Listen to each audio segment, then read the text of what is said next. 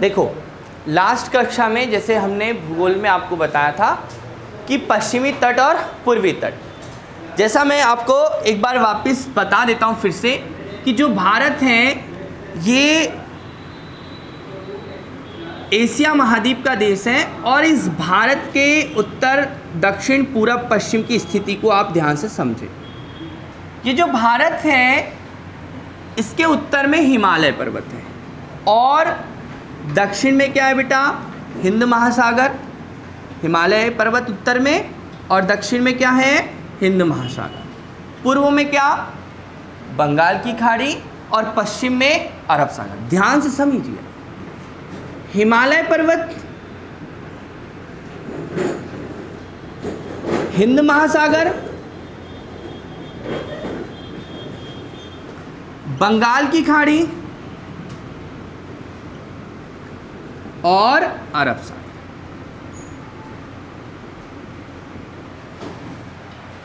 आप सब जानते हैं कि जो भारत है इसके बीचों बीच से एक रेखा गुजरती है जिसका नाम क्या है, कर्क रेखा।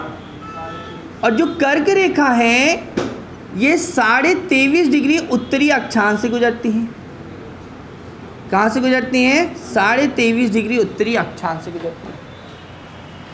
इस कर्क रेखा के उत्तर वाले भाग को उपोष्ण और नीचे वाले भाग को उष्ण भाग कहते हैं, उष्ण कटिबंधी भाग कहते हैं। और कभी एग्जाम में प्रश्न आता है कि भारत की जलवायु कैसी है, तो भारत की जलवायु उष्ण कटिबंधी मानसूनी जलवायु प्रश्न आता है। जब हमने इस मैप के माध्यम से हमने जो पश्चिमी तट और पूर्वी तट, ये वाला जो तट है यहाँ पर हमने बताया था पूर्वी तट। कौन सा तट, पूर्वी तट। और इस वाले हिस्से में कौन सा आएगा तट, पश्चिम तट। मैंने आपको पश्चिमी तट और पूर्वी तट के बहुत बंदरगाहों के बारे में बताया। पश्चिमी तट, पूर्वी तट के मैंने आपको तट के बारे में बताया। जैसे आप जानते हैं कि अगर आप इस मैप में ध्यान दें तो प्रीवियस कक्षाओं के बारे में मैं थोड़ी सी चर्चा आपसे कर रहा हूँ। क्या कि हमने इस पश्चिमी तट में एक काठियावाड़ तट देखा। कौन सा तट देखा, काठियावाड़ तट। जो गुजरात का तट जो है वो काठियावाड़ तट कहलाता है।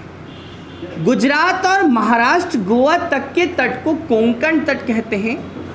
और ये जो कोंकण तट है यहाँ कोंकणी भाषा बोली जाती है, जो संविधान की 8वीं अनुसूची में जोड़ी गई 71वें संविधान संशोधन के माध्यम से।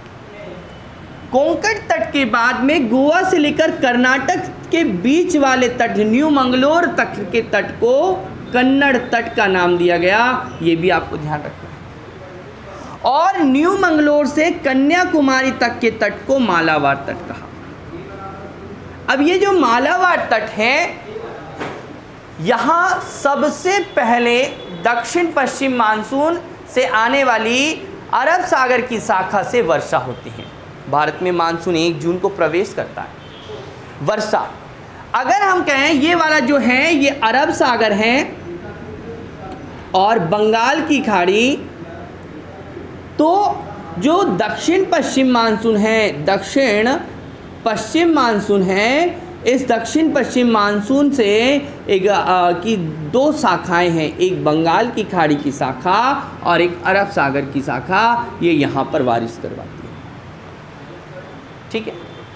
और मालाबार तट में मानसून स्टार्ट होता है, शुरुआत होता है, तब आता है पानी। जबकि इसी भारत के प्रायद्वीप के पश्चिमी पूर्वी तट पर यानी कि कोरोमंडल तट पर वर्षा लौटते हुए मानसून के कारण होती हैं। जो दिसंबर जनवरी के महीने में कोरोमंडल तट पर होने वाली वर्षा यानी कि शीत के समय, ठंड के समय होने वाली वर्षा जो होती हैं वो पश्चिमी विक्षोभ के कारण, लौटते हुए मानसून के कारण या उत्तर पूर्वी मानसून के कारण वर्षा होती है। बंगाल की खाड़ी में जब उत्तर पूर्वी मानसून आता है तो और आर्द्रता ग्रहण करता है और वो पूर्वी घाट से टकराकर कोरोमंडल तट पर वर्षा करता है, अर्थात तमिलनाडु, आंध्र प्रदेश और उड़ीसा के क्षेत्रों में जनवरी दिसंबर के महीने में आने वाले चक्रवात और वहां पर होने वाली वर्षा उत्तर पूर्वी मानसून का ही परिणाम होती है। अब हम यहां से आगे बढ़ते हैं तो कोरोमंडल तट, आंध्र तट, यहां पर एक दूसरा तट आपको देखने को मिलेगा, आंध्र तट। आंध्र तट के बाद में उत्तरी सरकार और उत्कल तट, इस तरह से आपको यहाँ पर बहुत सारे क्या मिलेंगे, तट मिलेंगे। तो हमने पूर्वी और पश्चिमी तट को यहाँ पर बांटा। अब हम कुछ पूर्वी और पश्चिमी बंदरगाहों की बात करें तो भारत में कल के टेस्ट पेपर में आपको एक क्वेश्चन आया था कि भारत में कुल कितने बंदरगाह हैं। तो भारत में कुल 13 बड़े बंदरगाहों के बारे में हमने चर्चा की थी। ये जो 13 बड़े बंदरगाह हैं उनमें एक हमने बताया था कि आपके गुजरात में कांडला बंदरगाह है। गुजरात में कौन सा, कांडला बंदरगाह है, जिसे पंडित दीनदयाल उपाध्याय बंदरगाह नाम दिया गया है।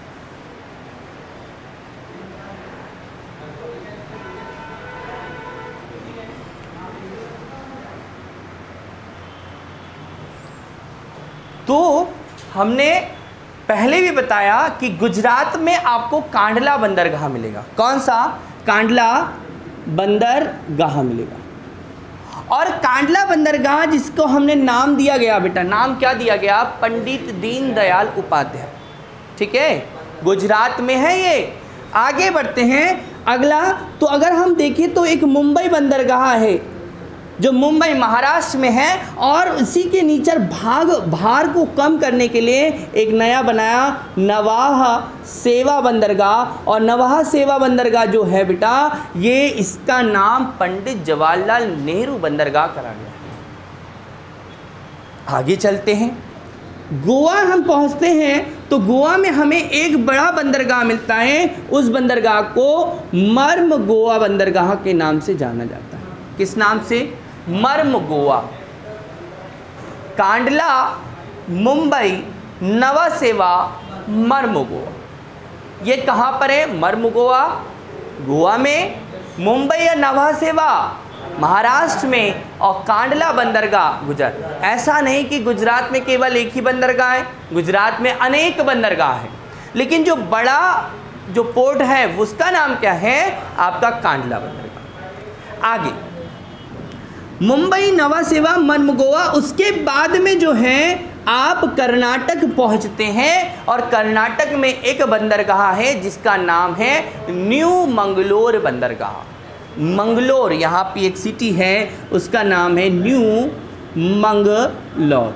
भैया बेंगलोर अलग है राजा, है ना, और मंगलोर अलग है। तो न्यू मंगलोर कहाँ पर आएगा, कर्नाटक में। और इसके बाद केरल में, केरल के तट पर कोच्चि बंदरगाह। क्या है बेटा, कोच्चि बंदरगाह। ये कोच्चि बंदरगाह केरल में, ठीक, यहां पर हम लिख देते हैं केरल। मंगलोर है तो कहां पर है ये, कर्नाटक। गोवा कहां पर है, गोवा में, मर्म गोवा गोवा में। मुंबई और नवा सेवा कहाँ पर है, महाराष्ट्र में। और कांडला कहाँ पर है, गुजरात में। अब हम पूर्वी तट के बंदरगाह को देखें तो पूर्वी तट के बंदरगाह की बात करते हैं। पूर्वी तट में यहाँ पर एक खाड़ी है जिस खाड़ी का नाम है मन्नार की खाड़ी। ये श्रीलंका, ध्यान दें, इस भारत के दक्षिण में स्थित है श्रीलंका। श्रीलंका भारत से अलग होता है मन्नार की खाड़ी से, पाक जल डमरू मध्य से, ठीक है, पम्बन द्वीप के पास से, ठीक है। तो मन्नार की खाड़ी यहाँ पर स्थित है। ये जो खाड़ी है इसका नाम है मन्नार की खाड़ी। और जो मन्नार की खाड़ी है, इस मन्नार की खाड़ी में एक बंदरगाह स्थित है जिसका नाम है तूतीकोरिन बंदरगाह। क्या नाम है बेटा, तूतीकोरिन। क्या नाम बताया मैंने, तूतीकोरिन बंदरगाह जो कहाँ स्थित है, तमिलनाडु राज्य में स्थित है और तमिलनाडु राज्य के मन्नार की खाड़ी में स्थित है। क्या नाम बताया, तूतीकोरिन। ये एक उथला बंदरगाह है, ये उथला बंदरगाह है, तूतीकोरिन बंदरगाह बहुत ही इंपॉर्टेंट है, एक क्वेश्चन यहाँ से पूछा जाएगा। अब हम और तमिलनाडु के तट पर बात करते हैं, तो तमिलनाडु के इस पूर्वी तट पर एक और बंदरगाह आता है जो चेन्नई के दक्षिण में है, इसका नाम है एन्नोर बंदरगाह। एन्नोर बंदरगाह जो है बेटा, एन्नोर बंदरगाह भारत का पहला कंप्यूटराइज्ड, कंप्यूटरकृत, पूरी तरह से कंप्यूटर के द्वारा मॉनिटरिंग की जाती है, बिलिंग की जाती है, जो भी काम है वो कंप्यूटर से होता है। ये पहला है, पहला बंदरगाह। कौन सा, एन्नोर बंदरगाह। ये कहाँ स्थित है, तो ये कहाँ स्थित है बताया, तो तमिलनाडु राज्य में ही स्थित है। ठीक, अब इस एन्नोर बंदरगाह के उत्तर में एक और बंदरगाह आता है, जो बंदरगाह चेन्नई बंदरगाह है। चेन्नई बंदरगाह कहाँ होगा, चेन्नई में होगा। चेन्नई कहाँ पर, जिसका पूर्व नाम क्या है, मद्रास। चेन्नई का पूर्व नाम क्या है बेटा, मद्रास। तो चेन्नई बंदरगाह, ठीक है। आगे जब हम आंध्र प्रदेश पहुंचते हैं, जब हम आंध्र प्रदेश पहुंचते हैं तो आंध्र प्रदेश में विशाखापट्टनम नाम का एक बंदरगाह है। क्या नाम है बेटा, विशाखापट्टनम, वाईजेक। अभी राजधानी बनाया है इसे। आंध्र प्रदेश की राजधानी पहले क्या थी, आंध्र प्रदेश की राजधानी, इतिहास पूछा जाता है, कभी कभी क्वेश्चन पूछ लिया जाता है बेटा। क्या हुआ कि जब भारत देश आज़ाद हुआ तब हमारा भारत देश ब्रिटिश शासकों से शासित था, ब्रिटिश लोग हमारे यहाँ पर शासन करते थे। तो हमारे यहाँ पर देसी रियासत और ब्रिटिश प्रांत हुआ करते थे। जब देश आज़ाद हुआ तो हमारे पूरे देश को पार्ट ए, पार्ट बी और पार्ट सी जैसे भागों में बांटा। ए को ब्रिटिश प्रांत वाला था, बी को बड़ी रियासतें, सी में छोटी रियासतों को था। जैसे ही संविधान लागू हुआ तो भाषाई आधार पर राज्यों की मांग शुरू हो गई, प्रारंभ होगी, राज्य पुनर्गठन की मांग होने लगी। इसी को ध्यान में रखकर जो आंध्र प्रदेश है, एपी आंध्र प्रदेश, ये तेलुगु भाषा के लिए इस आंध्र प्रदेश की मांग की गई। इसके लिए पोट्टी श्री रामल्लू ने लगभग 56 दिन अनशन किए और अनशन के दौरान उनकी मृत्यु हो गई 15 सितंबर 1953 को। तब जाकर 1 अक्टूबर 1953 में पहला भाषा के आधार पर, कितने भैया तारीख क्या बताई, 1 अक्टूबर 1953 को भाषा के आधार पर बनाया गया पहला राज्य कौन सा था, आंध्र प्रदेश। तो प्रश्न तो हमें ये याद है बेटा, भाषा के आधार पर बनाया गया पहला राज्य कौन सा है, तो हमने बोल दिया सर आंध्र प्रदेश है। तो उसकी राजधानी क्या है, तो उस समय इसकी राजधानी कुर्नूल थी। क्या थी इसकी राजधानी, कुर्नूल थी। और उसके बाद समय के साथ इसकी राजधानी परिवर्तित हुई और आंध्र प्रदेश की राजधानी बनाई गई हैदराबाद। क्या बनाई गई, फिर समय के साथ परिवर्तन और फिर पुनः भाषा या क्षेत्र के आधार पर बंटवारे की बात आई।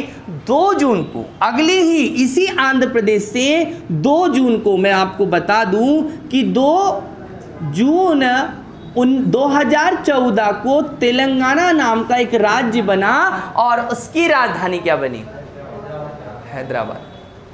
और अब आंध्र प्रदेश की प्रस्तावित राजधानी 2024 में क्या करवाई गई, उसकी अमरावती रखवाई गई। क्या रखवाई गई बेटा, अमरावती। लेकिन क्या हुआ कि आज से लगभग 1 महीने पहले आंध्र प्रदेश की राजधानी विशाखापट्टनम 2024 में बनने वाली थी, लेकिन अमरावती 2024 में बनने वाली थी, लेकिन विशाखापट्टनम को 2 महीने पहले लगभग आंध्र प्रदेश के सीएम के द्वारा राजधानी घोषित किया गया, जिसे बाइजेट कहते हैं। ठीक है, आए समझ में। आगे तो ये जो विशाखापट्टनम है, ये विशाखापट्टनम यहाँ पर एक बंदरगाह है और ये बंदरगाह प्राकृतिक बंदरगाह है। ये प्राकृतिक तो सभी है, लेकिन होता क्या है कि विशाखापट्टनम से थोड़ी सी दूरी पर एक पर्वत श्रेणी यानी कि छोटी सी पहाड़ी स्थित है, और इस पहाड़ी का नाम है डॉल्फिन नोज की पहाड़ी। काय की पहाड़ी बेटा? डॉल्फिन नोज की पहाड़ी। आपको पता है भारत का जलीय जीव कौन सा है? भारत का जलीय जीव डॉल्फिनोज। डॉल्फिन मछली जो आप लोग जानते हैं गंगा नदी में मिलती हैं, वो भारत का क्या है? जलीय जीव। अब यहाँ पर उसी से आपको ध्यान रखना है, एक क्वेश्चन वो भी है, क्वेश्चन यहाँ है। और मध्य प्रदेश का जलीय जीव कौन सा है? महासीर मछली। कहाँ पाई जाती? टोरा टोरा, नर्मदा नदी में पाई जाती है। ठीक है, तो विशाखापट्टनम डॉल्फिन नोज की पहाड़ी जो है बंगाल की खाड़ी में स्थित है, ये इसे सुरक्षित करती है। ये इसे क्या करती है? सुरक्षित करती है। किससे? यहाँ से आने वाली हवाओं से, अन्य प्रकार की सुनामी से, जिस तरह से ये बंदरगाह को सुरक्षित करती है। तो आपके एग्जाम में क्वेश्चन आएगा कि डॉल्फिन नोज की पहाड़ी किस बंदरगाह के निकट है? तो किस बंदरगाह के निकट है? विशाखापट्टनम। विशाखापट्टनम बंदरगाह कहाँ स्थित है? तो आपको बताना है कि आंध्र प्रदेश के तट पर स्थित है। ठीक है, तो ये आपको ध्यान रखना है, यहां से क्वेश्चन बनेगा। आगे बढ़ते हैं। आगे जैसे बढ़े तो आंध्र प्रदेश के ऊपर जाते हैं, यहाँ पर उड़ीसा राज्य आता है, जिसको हम ओडिशा बोलने जाने लगे हैं। ओडिशा, इस ओडिशा में पाराद्वीप नाम का एक बंदरगाह है। कौन सा है बेटा? पाराद्वीप नाम का एक बंदरगाह है, और यहाँ से जापान को हम लौह अयस्क जो क्या करते हैं? एक्सपोर्ट करते हैं, आयात करते हैं, निर्यात करते हैं, आयात नहीं निर्यात करते। ओके, तो पारादीप बंदरगाह कहाँ पर स्थित है बेटा? उड़ीसा बन जाएगा। अब क्या होता है कि आप ध्यान दीजिए कि ये हमारा हिमालय पर्वत है, और पिछली कक्षाओं में मैंने आपको हिमालय पर्वत के बारे में बताया कि जो हिमालय पर्वत है ये दुनिया का सबसे ऊंचा पर्वत श्रृंखला है, जो शिवालिक, लघु और बृहद हिमालय के रूप में क्या है? विस्तृत है। ये जो हिमालय पर्वत है, जिसमें उत्तराखंड नाम की ये जगह जो है, ये उत्तराखंड राज्य है, यूके, उत्तराखंड राज्य, उत्तराखंड या उत्तरांचल। इस उत्तरांचल राज्य से उत्तरकाशी जिले से एक नदी का उद्गम होता है, जिसे गंगोत्री ग्लेशियर से निकलने वाली नदी क्या कहा जाता है बेटा? गंगा नदी के नाम से जाना जाता है, गंगा नदी। ये गंगा नदी जो है भारत की सबसे बड़ी नदी है, और गंगा नदी में मतलब इसकी लंबाई 2525 किलोमीटर है। ये गंगा नदी में अनेक सहायक नदियां हैं, जैसे रामगंगा, गंडक, घग्गर, कोसी, महानंदा, सोन, टोंस, ये यमुना इसकी क्या है? सहायक नदियां हैं। तो गंगा नदी जो है ये उत्तराखंड के उत्तरकाशी जिले से गंगोत्री ग्लेशियर से निकलती हैं। ये नदी उत्तराखंड, उत्तर प्रदेश, बिहार, झारखंड और पश्चिम बंगाल में बहते हुए बांग्लादेश में पद्मा के नाम से बहकर सुंदरबन डेल्टा का निर्माण करती है। यस बेटा, बनेगा। अब यहाँ ध्यान देना मेरी बात का, ये नदी जब बंगाल में आती है यानी कि पश्चिम बंगाल में आती हैं, तो इसकी एक धारा दक्षिण की ओर पश्चिम बंगाल में बहने लग जाती है। उस धारा का नाम है हुगली। क्या नाम है? हुगली। फिर से गंगा नदी उत्तराखंड, आपके उत्तराखंड के गंगोत्री ग्लेशियर से निकलती है। ये उत्तर प्रदेश, बिहार, झारखंड, पश्चिम बंगाल में बहते हुए उत्तराखंड, उत्तर प्रदेश, बिहार, झारखंड, पश्चिम बंगाल में बहते हुए आपके बांग्लादेश, ये कौन सा देश है? बांग्लादेश है। इसका निर्माण कब हुआ? 1971 में। ठीक है, कब हुआ? Very good. तो हुगली नदी जो है इसकी एक धारा है। किसकी एक धारा है? गंगा की एक धारा है। और इस हुगली नदी के किनारे कोलकाता स्थित है। कोलकाता या कलकत्ता स्थित है बेटा, कोलकाता या कलकत्ता स्थित है। और इस कलकत्ता जो बंदरगाह है, इस कलकत्ता बंदरगाह को नदी बंदरगाह कहा गया है। कौन सा बंदरगाह कहा गया है? नदी बंदरगाह। भैया नदी पर स्थित बंदरगाह को नदी बंदरगाह कहेंगे ना, नदी बंदरगाह। कि भैया ये क्या मूल समुद्र पर स्थित है? नहीं, समुद्र से दूर है। मतलब कलकत्ता बंदरगाह हुगली नदी पर स्थित। आपने हुगली नदी पर हावड़ा ब्रिज देखा होगा, भारत का सबसे बड़ा लीवर पुल हावड़ा ब्रिज, ठीक है, आपने ध्यान दिया होगा। भारत में सबसे पहले मेट्रो ट्रेन भी कलकत्ता में चलाई, दमदम से टोलीगंज के बीच में। और भारत में अभी नदी के नीचे से चलाए, यानी हुगली नदी के नीचे से मेट्रो ट्रेन का संचालन अभी विदिन 1 वीक के अंदर में यहाँ पर अभी कलकत्ता में किया गया है। ये क्वेश्चन है, याद रखना है। तो कलकत्ता बंदरगाह कैसा बंदरगाह है? नदी बंदरगाह बन जाएगा। तो कितने बंदरगाह हो गए? 1 2 3 4 5 6 बंदरगाह बड़े। कहाँ? पश्चिम में यानी पश्चिम तट पर। कहाँ? अरब सागर में 6 बंदरगाह। और एक यहाँ 6 हैं तो 7 8 9 10 11 और 12। कितने बंदरगाह हो गए? 12। अब एक और बचा है जो ये बंगाल की खाड़ी है। इस बंगाल की खाड़ी में आपका अंडमान निकोबार द्वीप समूह स्थित है। और इस अंडमान निकोबार द्वीप समूह में एक दक्षिण अंडमान नाम का एक द्वीप है जो सबसे बड़ा भी है। इस दक्षिण अंडमान में इस अंडमान निकोबार द्वीप समूह की राजधानी है पोर्ट ब्लेयर। क्या है बेटा? Port Blair. बहुत ध्यान से समझना कि जो पोर्ट ब्लेयर है, इस बंदरगाह, ये राजधानी, ये बंदरगाह भी स्थित है। और ये कहाँ स्थित है? दक्षिण अंडमान की राजधानी पोर्ट ब्लेयर पे। अंडमान निकोबार द्वीप समूह, अंडमान द्वीप समूह में उत्तरी अंडमान, मध्य अंडमान, दक्षिण अंडमान, लघु अंडमान एवं निकोबार श्रेणी में कार निकोबार, लघु निकोबार और बृहद निकोबार आता है। 10 डिग्री चैनल उत्तरी अंडमान और दक्षिण अंडमान को क्या करता, मतलब अंडमान को निकोबार द्वीप से अलग करता है। ठीक है, क्वेश्चन आने हैं। मैंने आपको यहां पर क्या बताएं? 13 प्रमुख बंदरगाह जो पश्चिमी तट पर है और पूर्वी तट पर है और बंगाल की खाड़ी में स्थित है। कोई प्रश्न है बच्चों? पूछ लो, मैं बता दूंगा आपको, ये रिवाइज करवा दूं, आप लोग पूछ सकते हैं। ठीक है, क्वेश्चन यहां से आना है, एक क्वेश्चन आना है। ठीक है, अभी एक क्वेश्चन का आंसर ये दीजिएगा। भारत में जो हमारी कैबिनेट होती है केंद्र सरकार में, उसके कुछ मंत्री होते हैं, कैबिनेट मंत्री होते हैं। तो प्रश्न ये है कि भारत के राजमार्ग एवं बंदरगाह जहाजरानी के मंत्री कौन हैं?